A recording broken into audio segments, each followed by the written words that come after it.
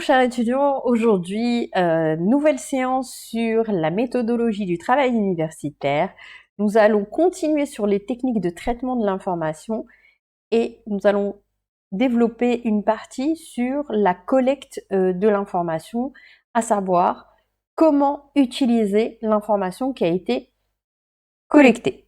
Donc c'est la partie sur le traitement de l'information. On va parler du plagiat, de la reformulation et des citations des références bibliographiques. Alors, pourquoi parler du plagiat dans le traitement de l'information? La période actuelle, c'est en ce moment pour les étudiants qui sont en master, c'est le rendu des mémoires de recherche. Et on constate chaque année vraiment un accroissement du taux de plagiat dans les mémoires de recherche. Donc, il faut initier dès le début les étudiants à la déontologie académique, à savoir que chaque chose qui est utilisée doit être citée ou donc citée telle qu'elle est dans le texte. Par exemple, une citation, on cite l'auteur, on met les références en note de bas de page, ou on reformule, mais également on est prié de citer l'auteur.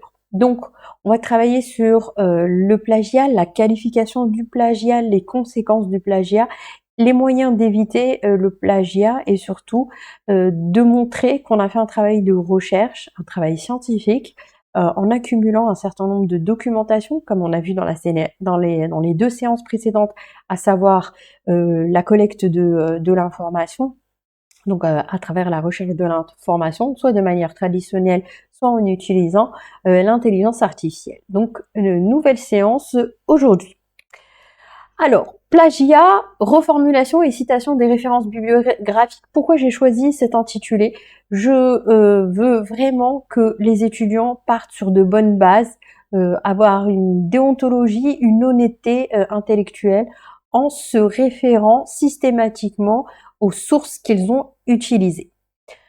Le plagiat existe depuis toujours, ce n'est pas quelque chose de nouveau, mais le développement d'Internet a considérablement multiplié le plagiat. Il existe du plagiat depuis tout le temps, dans la presse, dans les œuvres, le plagiat également dans les chansons. Pour exemple, très récemment, l'affaire entre Najat Sabou et le groupe anglais Chemical Brothers. Donc, pour ceux qui connaissent ce groupe, ils avaient lancé il y a une dizaine d'années un titre qui s'appelle Galvanize, et dans ce titre-là, il y avait une reprise de la chanson de Najat Sabou. Pendant 10 ans, elle a bataillé. Ils n'ont même pas cité son œuvre ou comme s'étant inspiré de cette chanson. Rien, silence radio. Ils ont fait totalement abstraction de l'originalité de l'œuvre de Najat Sabou, mais au bout de 10 ans, elle a réussi à gagner son procès devant le tribunal de La Haye pour plagiat. Donc le fait d'utiliser même une partie, même un refrain, même un sample, c'est du plagiat. Donc le plagiat, c'est le fait de prendre quelque chose et de se l'approprier. Donc ça veut dire qu'on fait abstraction que cette chose a été créée par quelqu'un d'autre bien avant. Il existe plusieurs types de plagiat, mais nous on va se concentrer sur deux plagiats parce qu'au niveau académique c'est ce qu'on constate le plus. Donc il y a le plagiat littéral qu'on appelle également le plagiat copier-coller et vous avez le plagiat d'idées. Le plagiat littéral ou dit copier-coller, c'est le plagiat qu'on connaît tous. Ça veut dire que la personne prend la souris, fait un copier, ensuite elle le colle dans son travail sans mentionner que ce travail appartient à quelqu'un. Donc c'est le fait de prendre strictement un contenu d'une œuvre, donc quelconque, littéraire, artistique. Ça peut être une thèse de recherche, ça peut être un article, ça peut être un ouvrage, ça peut être aussi un article dans un blog, parce que je vous dis ça, parce que je retrouve souvent ce genre de plagiat dans les mémoires de recherche, c'est essentiellement des copier-coller de blogs. Donc, on en revient à ce qu'on avait dit dans les autres séances. Vérifier l'information parce que sinon, vous allez avoir du mal à justifier l'origine. Plusieurs fois, je le rappelle, je trouve des étudiants qui mettent source Facebook, LinkedIn. Encore, j'ai vu dans un mémoire quelqu'un qui citait en note de bas de page une page Facebook. Facebook n'est pas une source. Pareil pour LinkedIn, ce sont des réseaux sociaux. Ce ne sont pas des articles ou des ouvrages qui ont une vocation académique. Donc, on peut s'approprier toutes sortes de productions intellectuelles, d'accord? Il n'y a pas de limitation. Donc, on prend les écrits de quelqu'un, on prend ses lettres, ses notes, le fait de prendre un travail de recherche qui a déjà été publié dans une université, puis on le prend dans une autre université parce qu'il n'est pas forcément disponible en ligne, c'est également du plagiat, même s'il n'y a pas de match dans le logiciel anti-plagiat. Si quelqu'un découvre qu'en fait ce travail a été soutenu, je sais pas, à l'université de Meknes et le mémoire est présenté à l'université de Rabat, peut-être qu'il y avait simplement le format papier, il n'y a pas eu de format électronique. Et donc ça, c'est également du plagiat, même si c'est difficile de l'identifier. Le fait de pouvoir détecter le plagiat, c'est aussi parce que aujourd'hui on a des logiciels qui permettent de détecter le taux de plagiat dans les travaux universitaires. Le plagiat, ça reste une forme d'usurpation. Comme l'usurpation d'identité, on prend l'identité de quelqu'un. Dans le plagiat, on prend les idées de quelqu'un, on prend les écrits de quelqu'un, on prend son raisonnement, on prend sa création et on se l'approprie comme étant la sienne. C'est une forme de vol. Un certain nombre d'auteurs ont parlé du plagiat comme étant un vol littéraire. Parce que, en théorie, le vol, c'est la soustraction de la chose d'autrui, de manière frauduleuse. Le fait de mettre en ligne un travail, une thèse, un article, ça participe à la volonté de faire diffuser du savoir. Donc la moindre des choses, quand quelqu'un dépose un article gratuitement en ligne, ou quand il met sa thèse, je sais pas, par exemple sur Al-Archive, vous avez un certain nombre de thèses qui sont disponibles gratuitement, qui sont rattachées au CNRS. Donc c'est des chercheurs qui ont décidé de donner leur travail de recherche à la communauté sans aucune contrepartie. Donc la moindre des choses, pour éviter ce que j'appelle l'ingratitude intellectuelle, c'est de citer ces auteurs qui ont fait un don d'un travail qui a duré pendant des années. Et la moindre des choses, c'est de les citer. Comme ça, ils ont cette renommée scientifique et académique, même si ils n'ont pas cherché à avoir de l'argent du fait de leurs travaux scientifiques. Et c'est vrai, Internet a fortement encouragé le plagiat, mais ça reste quelque chose qui est très ancien, parce qu'on va le voir, le plagiaire, c'est quelqu'un qui reprend les paroles et les écrits d'autres auteurs. Là, sur la page, vous avez Voltaire et Charles Bonnet. Donc Charles Bonnet est un philosophe et naturaliste suisse. Voltaire est un écrivain et un philosophe français. Et tous deux ont écrit sur le plagiat. Alors on va commencer par Charles Bonnet. Il explique que le plagiat est incontestablement un des délits les plus graves qui puissent se commettre dans la République des lettres. Et il y faudrait un tribunal souverain pour le juger. Donc ça, c'est dans les œuvres de Charles Bonnet. Pareil pour Voltaire, quand un auteur vend les pensées d'un autre pour les siennes, ce larcin s'appelle plagiat. Donc le plagiat, il est accompagné du vocabulaire du vol, Donc le larcin, c'est un vol. Le fait que Charles Bonnet parle de tribunal, ça veut dire que la personne qui a volé les œuvres de quelqu'un doit être jugée, donc il faut une punition. Le fait de prendre les œuvres de quelqu'un et de s'y approprier et de tirer un bénéfice, c'est d'autant plus grave. D'accord ? Donc le bénéfice que peut retirer un étudiant du plagiat, c'est d'être diplômé alors que son travail de recherche n'est en rien une œuvre originale et une œuvre d'analyse. Donc voilà le plagiat dans son côté réaliste, parce que quand vous parlez avec l'étudiant qui a fait un copier-coller, pour lui, il n'y a rien de mal. Il n'arrive pas à cerner qu'il a fait quelque chose de mal. Il vous dit oui, mais madame, vous nous avez dit de prendre de citer, mais et de mettre les notes de bas de page. Oui, je vous demande de mettre des notes de bas de page, mais votre travail, ça ne doit pas être uniquement des citations. Et quand vous regardez le fond du travail, il n'y a pas réellement de citations. C'est un patchwork de choses qui sont collectées sur Internet, et ils essayent tant bien que mal de les mettre dans des parties et de les équilibrer, et rapidement ils vous disent voilà madame, mon mémoire est prêt, je voudrais soutenir.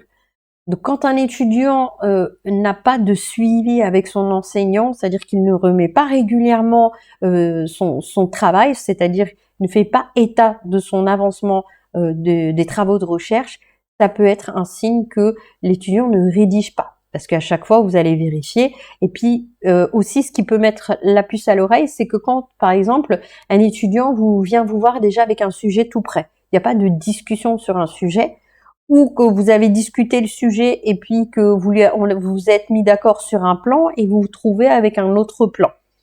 Donc ça aussi, ce sont des indices pour détecter en quelque sorte le plagiat, en dehors bien évidemment du logiciel anti-plagiat qui est disponible quasiment dans toutes les universités.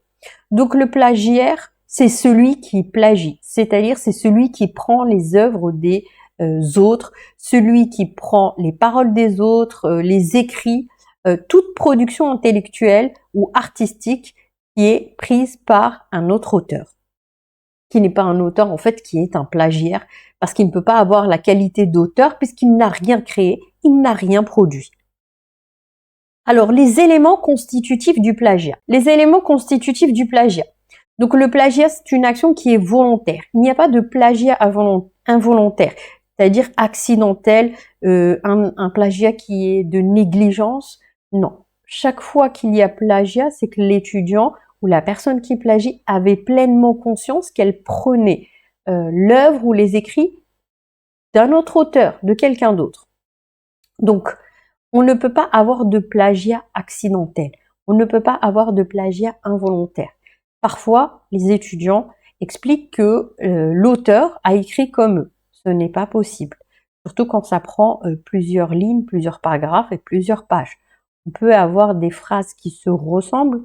C'est pour ça que les logiciels anti-plagiat ont la possibilité de modérer les correspondances. Il faut qu'il y ait quand même une dizaine de mots, ou les sources qui sont similaires, inférieures à un certain pourcentage, c'est-à-dire 1%, ne sont pas comptabilisées dans le plagiat. Mais il ne peut pas y avoir de plagiat sans une volonté, ça veut dire qu'en droit pénal, on appelle ça l'élément psychologique.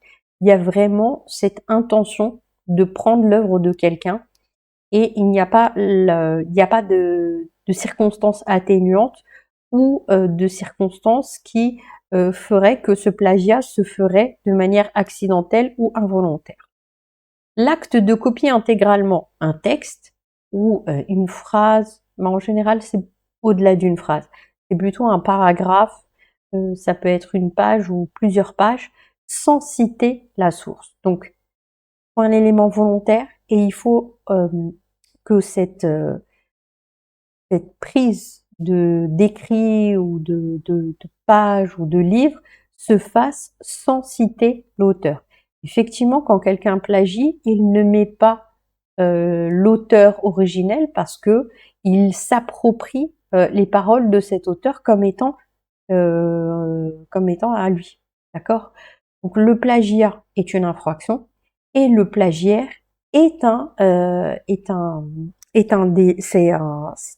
c'est un délinquant en quelque sorte, puisqu'il a commis un délit et qu'il peut faire l'objet de poursuites.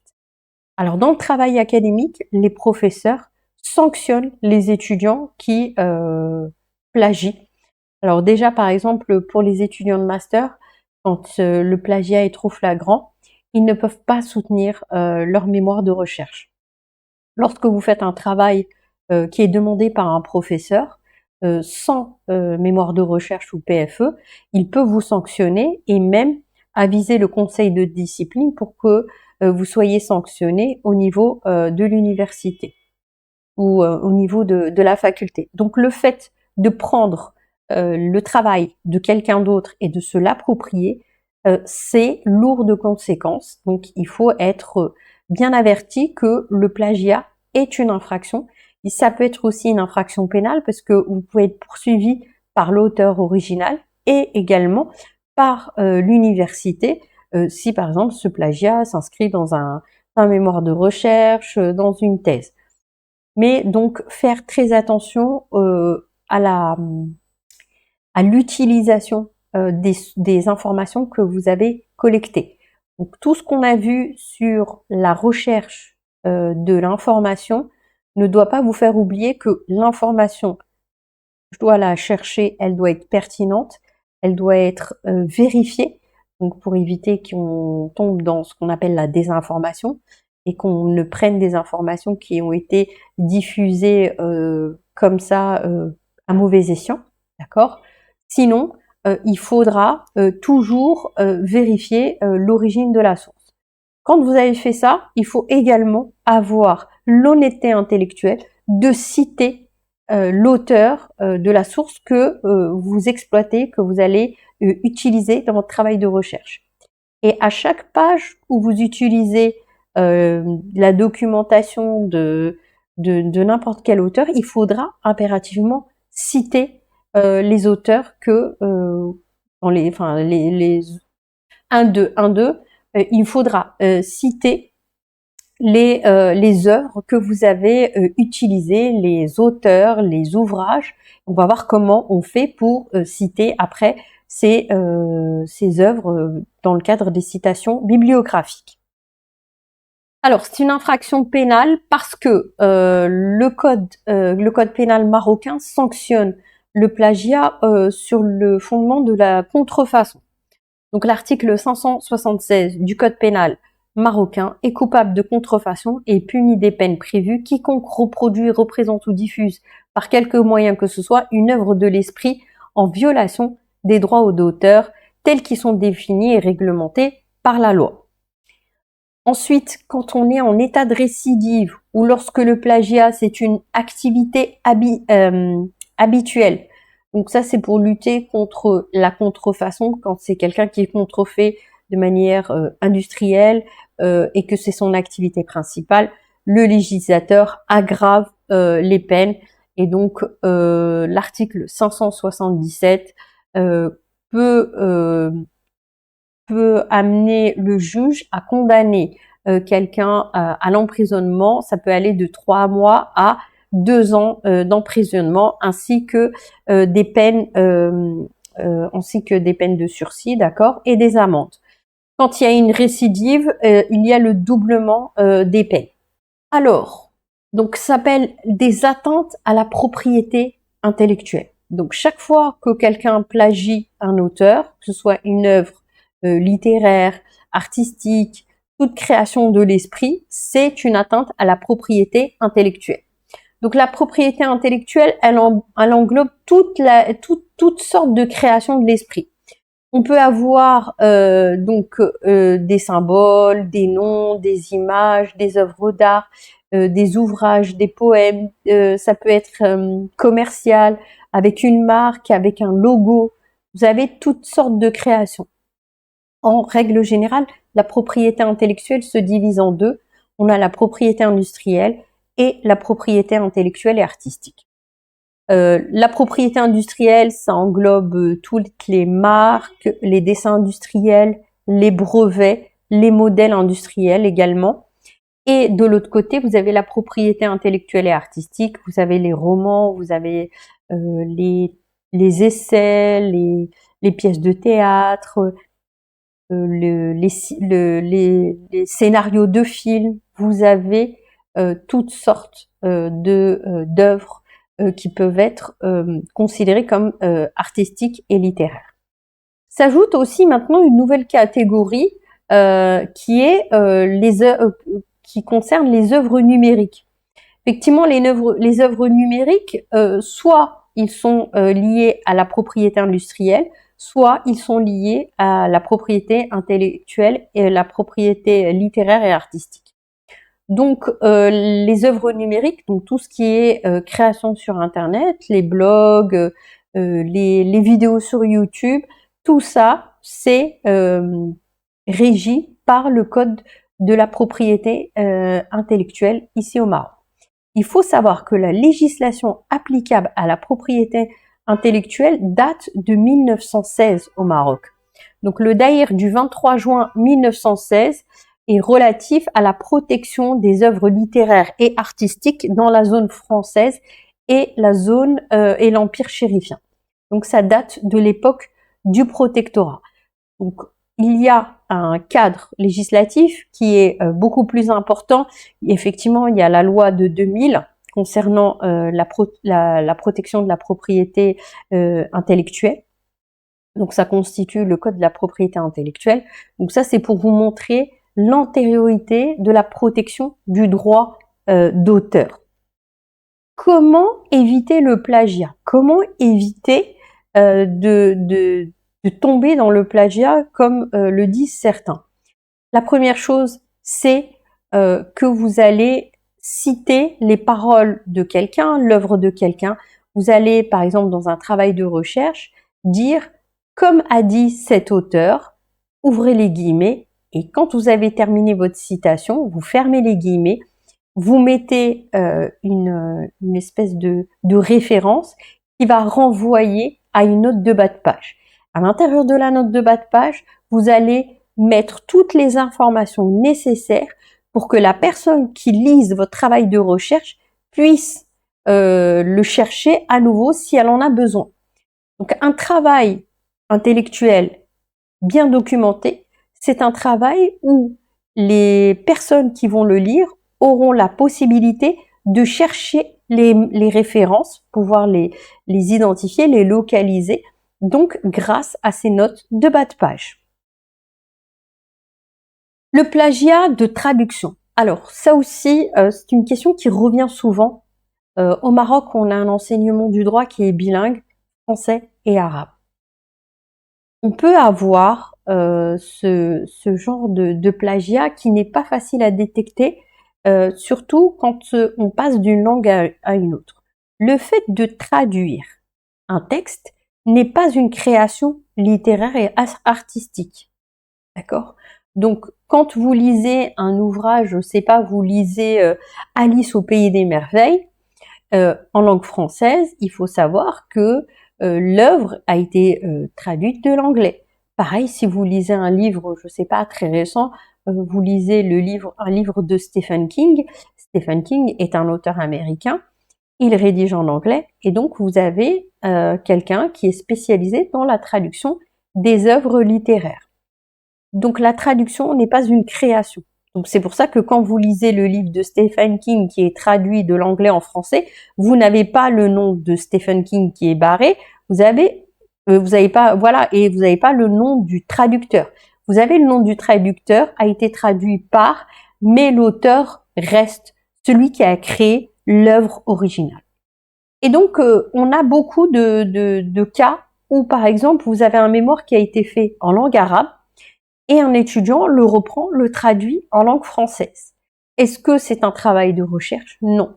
La traduction n'empêche pas le fait qu'il y ait plagiat parce que c'était simplement une question de langue et le fait de traduire n'a pas altéré le document originel. Il n'y a pas eu de reformulation, c'est simplement une traduction. Et donc, c'est une forme d'appropriation, c'est une forme de plagiat. Et beaucoup de gens ont été sanctionnés au Maroc pour le fait de plagier des œuvres qui étaient en langue française et puis les ont traduits en langue arabe, et puis inversement des travaux qui étaient en langue arabe qui ont été traduits en langue française. Donc beaucoup de thèses de doctorat, de mémoires de recherche, d'articles scientifiques sont traduits comme ça et passent à la trappe parce qu'on n'arrive pas à identifier qu'il y a eu plagiat du fait de la traduction. Mais ça reste un plagiat intégral, ça veut dire que c'est comme le copier-coller, simplement le fait d'avoir changé de langue n'emporte en rien une authenticité de l'œuvre de celui qui l'a traduit, qui s'est limité uniquement à une opération de traduction. Donc, le moyen d'éviter le plagiat, c'est la reformulation. La reformulation, c'est un effort de l'esprit, puisque on vous demande de changer le style, changer la structure de la phrase, déplacer les mots dans la phrase, et donc ça vous permet de reprendre les paroles de quelqu'un, mais de manière différente. Donc à ce moment-là, ce n'est plus du plagiat. Mais pour enlever le fait que ce que vous avez réécrit, c'est du plagiat, il faut notamment, bien évidemment, citer l'auteur qui a écrit l'idée avant que vous ne procédiez à la reformulation. Parce que si vous reformulez, vous n'avez pas créé quelque chose, vous avez simplement dit cette chose de manière différente. Donc c'est une façon de penser qui est la même que l'auteur, mais simplement formulée d'une manière qui est différente. Donc on peut changer l'ordre de la phrase, changer les mots, mettre des synonymes. On est proche dans ce cas-là de ce qu'on appelle la paraphrase. Dire que vous restez collé au texte et vous faites simplement qu'expliquer la pensée de cet auteur ou reformuler ses propos. La paraphrase n'apporte aucune analyse. Donc vous savez très bien que dans les travaux, quand on vous dit vous faites de la paraphrase, vous faites qu'expliquer le texte. En fait, vous l'expliquez pas vraiment, vous faites simplement une reformulation avec des synonymes. Donc là, le fait de reformuler ne protège pas du plagiat parce que il y a aussi le fait que s'approprier les idées des autres, c'est également du plagiat.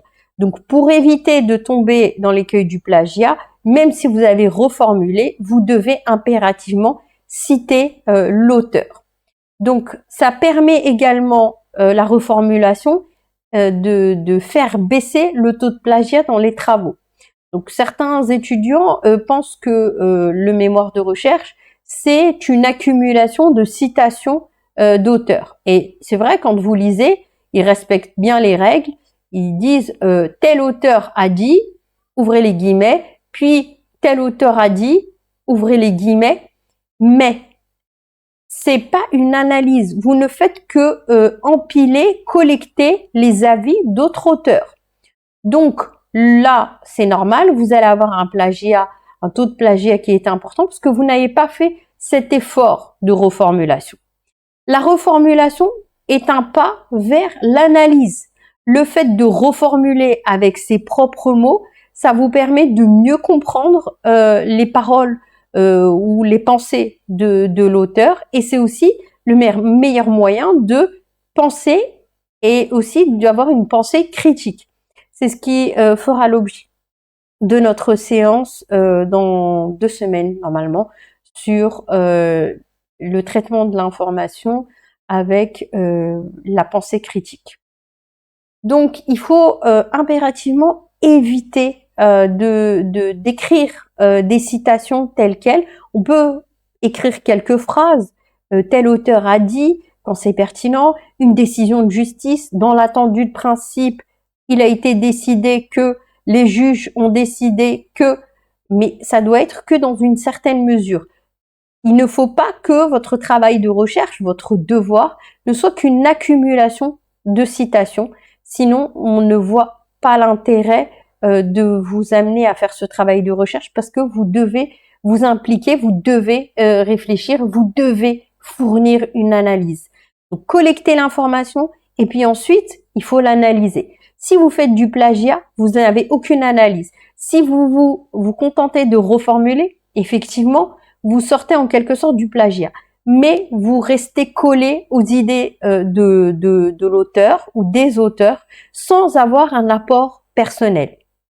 Il existe des sites de reformulation sur Internet. Je vous donne un exemple. Vous avez le site DupliCheck.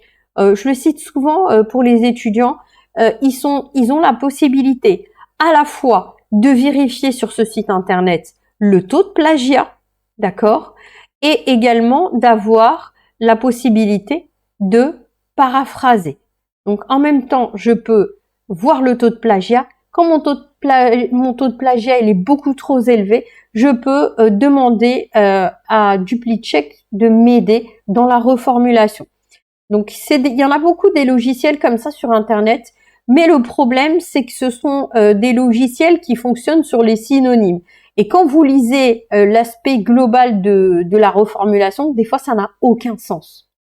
Donc, d'où l'intérêt de rester sur une reformulation avec vos propres mots, le fait de reprendre les propos de l'auteur et de se les approprier, mais que dans une certaine limite. Cette réappropriation sera limitée puisque vous allez citer l'auteur, parce qu'il faut quand même une certaine déontologie, il faut une éthique intellectuelle, parce que sinon vous risquez de tomber dans l'autre versant qui est le plagiat d'idées. Alors le plagiat d'idées est totalement différent du plagiat copier-coller, puisque le plagiat copier-coller, il est rapidement identifiable avec les logiciels d'anti-plagiat. Par contre, le plagiat d'idées, il est beaucoup plus subtil, parce que l'étudiant reformule. Donc, le fait de reformuler, il y aura un taux de plagiat qui sera bas, mais il reformule des idées d'autres auteurs et il n'a aucun apport personnel. Son travail, c'est de reformuler ce qui a été dit par les autres auteurs, et puis le côté analyse est laissé de côté. Le fait de reformuler et de se l'approprier et de ne pas citer l'auteur, vous entrez également dans la catégorie du plagiat. Donc c'est une forme de plagiat qui est beaucoup plus insidue parce que on reprend les paroles de quelqu'un d'autre, mais de manière détournée puisqu'on les a reformulées. On reprend les idées globales, générales, sans pour autant citer l'auteur. Donc c'est une forme de plagiat qui est moins flagrante, moins facile à détecter. Mais par contre, quand vous avez le professeur qui est spécialisé dans son domaine et qui lit et qui voit que c'est des reformulations sans citer un auteur, eh bien à ce moment-là, il rappellera son étudiant à l'ordre. Aussi, second point, l'étudiant va reformuler, mais il ne mettra pas de note de bas de page. Et puis un travail qui n'a pas de note de bas de page, c'est un travail qui est suspect. On considère que c'est un travail qui n'est pas documenté. Et quand il n'est pas documenté, c'est que l'étudiant ne fait pas cet effort d'honnêteté intellectuelle. Il ne donne pas l'origine de ses idées, de ses sources. Alors, on en vient à ce point-là qui est déterminant, qui est la déontologie académique. L'université, c'est la garante de cette intégrité scientifique, cette intégrité intellectuelle. Il faut garantir la crédibilité des travaux des étudiants, que ce soit en master, que ce soit en licence, que ce soit en doctorat. Donc l'université, les facultés et les professeurs sont garants de cette honnêteté intellectuelle, de cette déontologie académique. Parce que si on n'a pas cette rigueur et s'il n'y a pas de lutte contre le plagiat, il y a un risque de décrédibilisation des universités, des laboratoires de recherche. Donc ça peut avoir un effet boule de neige et puis conduire à ne plus avoir de confiance dans les travaux qui sont faits par les étudiants de telle université, de telle faculté. Le fait de garantir la sanction du plagiat, c'est garantir la valeur des diplômes de tous les étudiants. Donc, quand je travaille, quand j'utilise une information, je dois toujours la reformuler, toujours citer l'auteur, parce que cet auteur a travaillé, il s'est impliqué, parfois il a donné son travail de recherche à la communauté scientifique de manière gratuite. Donc la moindre des choses, c'est de donner une valeur à ce travail qui a été fait en citant l'auteur. Et vous savez très bien qu'au niveau de la recherche scientifique, plus un auteur est cité, plus sa valeur scientifique sera reconnue. Donc le fait de lutter contre le plagiat, ça permet d'exiger des étudiants une honnêteté intellectuelle. Il y a beaucoup de professeurs, de doctorants qui mettent leurs articles à disposition gratuitement sur Internet pour les étudiants, parce que parfois il y a des problèmes de documentation dans certains endroits. La moindre des choses, donc quand il y a des œuvres gratuites en open edition, c'est de remercier ceux qui ont donné ces œuvres-là en les citant, parce que c'est une forme de reconnaissance. Et le plagiat devient une forme d'ingratitude, c'est ce que je dis pour moi, parce que on ne donne pas de considération au travail du chercheur qui, pendant des années, a travaillé sur ce sujet-là et qui a choisi de diffuser gratuitement ses travaux de recherche. La moindre des choses, c'est de citer cet auteur pour lui permettre un meilleur rayonnement de son travail universitaire et académique. Alors, on va terminer par les références bibliographiques. C'est important de citer les auteurs, vraiment, et il faut vraiment prendre le temps de citer l'auteur, le nom, le prénom, le titre, l'année, l'édition, la collection et la page. Donc ça, c'est des informations qui permettent l'identification, d'accord, du document qui a été utilisé. Donc les références bibliographiques, on peut les retrouver en note de bas de page, on peut les retrouver dans une bibliographie à la fin du travail de recherche. On a besoin de la bibliographie. Quand on lit un travail de recherche, on aimerait, par exemple, se spécialiser dans un point qui a été développé.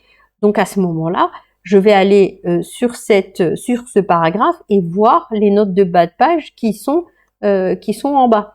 Ça va me donner des indications et puis en cherchant, d'accord, c'est un peu le fil d'Ariane qu'on tire. Chaque document va m'envoyer vers d'autres documents et ainsi de suite. Et c'est ce qui permet, d'accord, la recherche de l'information. C'est ce fil conducteur que l'on garantit avec les citations bibliographiques. Le fait d'écrire, de mettre la note de bas de page et je vais aller regarder cette note de bas de page, je vais aller regarder ce travail-là, ça va m'envoyer vers un autre travail. Donc c'est une forme d'approfondissement de la recherche et grâce à ces références, on peut continuer à l'infini de faire la recherche. Donc un document qui est sans note, sans référence, c'est un document qui reste suspect parce que aujourd'hui on ne peut pas faire un travail de recherche sans aucune annotation, sans aucune référence bibliographique. Alors comment citer les articles? Donc il existe des normes bibliographiques.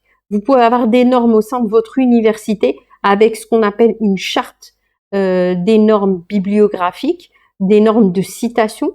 Donc certaines universités vont demander à ce que les auteurs soient cités soit par le prénom et le nom, soit inversement, d'abord le nom, ensuite le prénom, ensuite le titre, ensuite l'édition, la collection et l'année, d'accord? Ça dépend de la charte qui est utilisée. Mais il reste que il y a des grandes caractéristiques qu'on retrouve à peu près dans toutes les chartes. Pareil, il y a des auteurs, des revues qui ont des chartes particulières, un type de police, un type de citation. Mais il faut savoir qu'aujourd'hui, on nous facilite de plus en plus les citations bibliographiques et il n'y a pas un seul style de citation.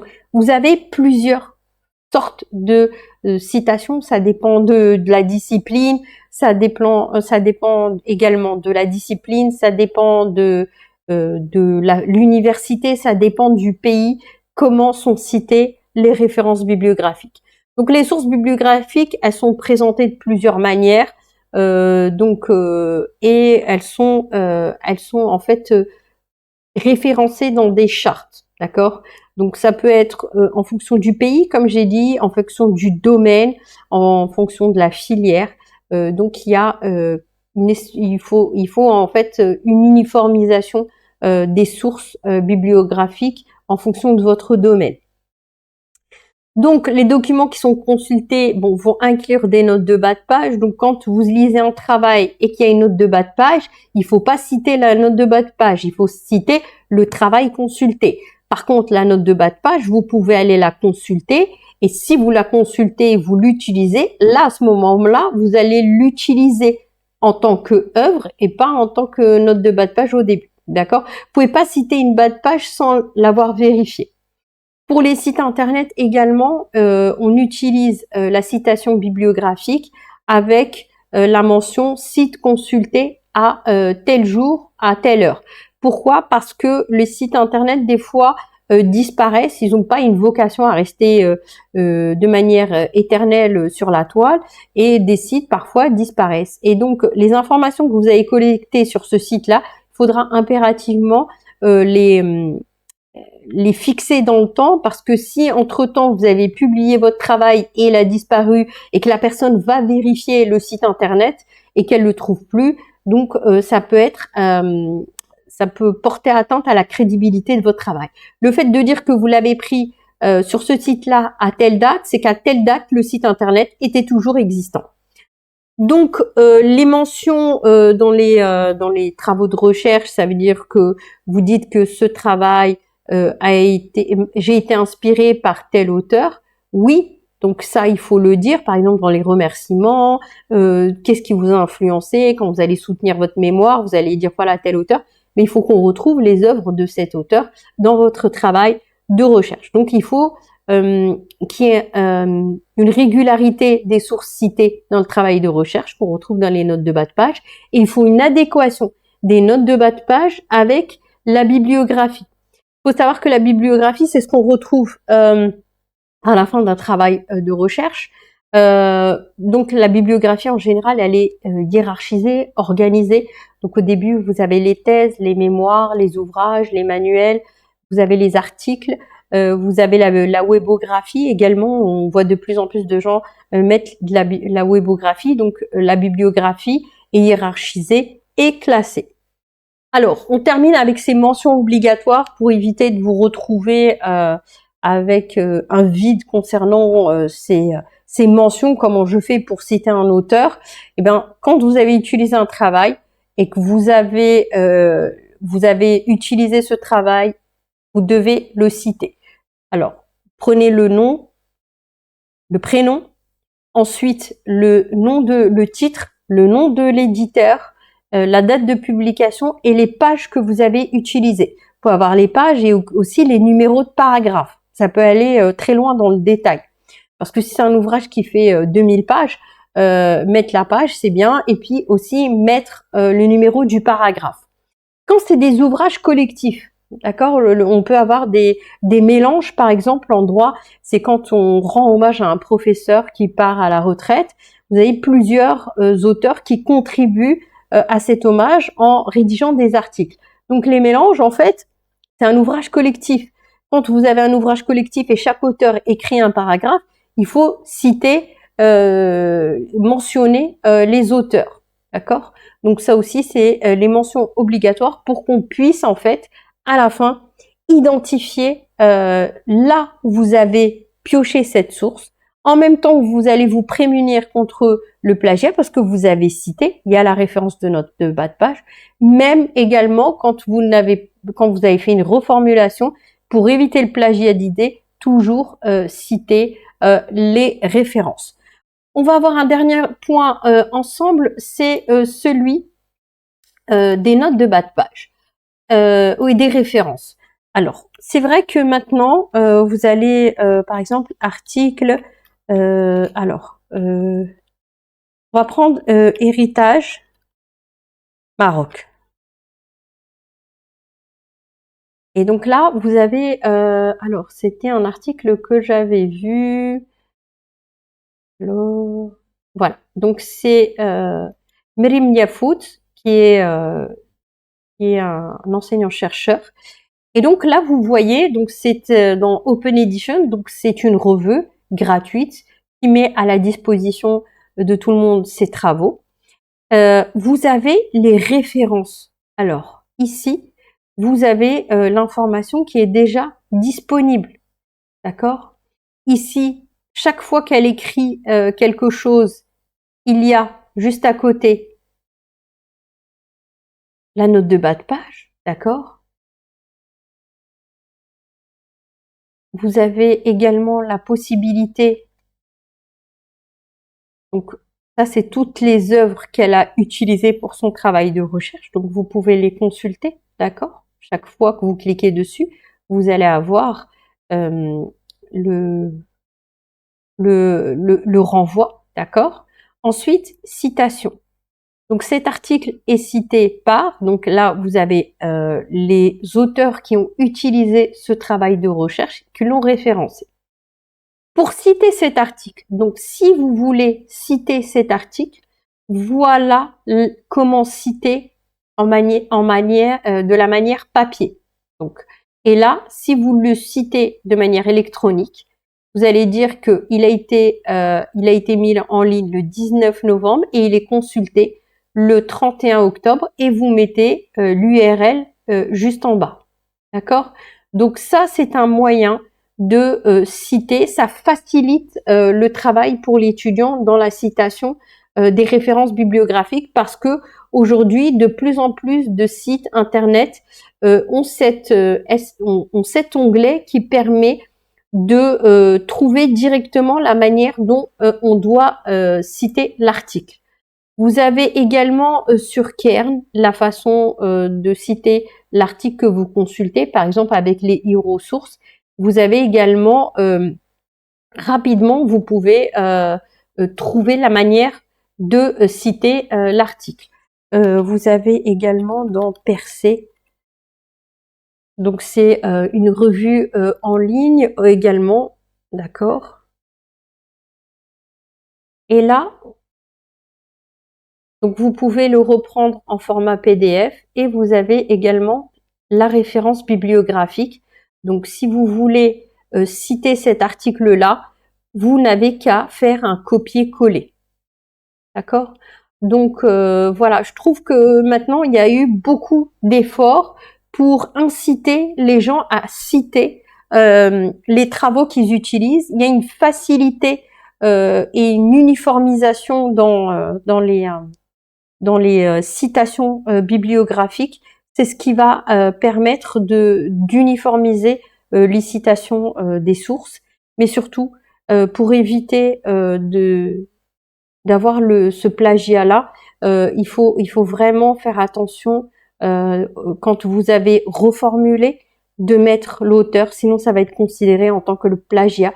Pour éviter d'avoir du plagiat trop élevé dans votre travail de recherche, il faut reformuler et citer l'auteur, sinon ça restera quand même du plagiat parce que c'est du plagiat d'idées, c'est des choses que vous vous êtes appropriées. Donc voilà pour cette séance sur le plagiat et la reformulation et les citations des références bibliographiques. J'espère que vous avez trouvé cette séance intéressante. C'est une séance dont vous avez besoin pour toute votre scolarité, puisque aujourd'hui tous les travaux sont faits via Internet. On se fait pas d'illusions en tant qu'enseignant. Et la moindre des choses, c'est de citer et de reformuler, d'accord? Mais surtout, citer les auteurs que vous avez utilisés surtout par honnêteté intellectuelle plus que par risque de sanction pénale. Je vous remercie beaucoup.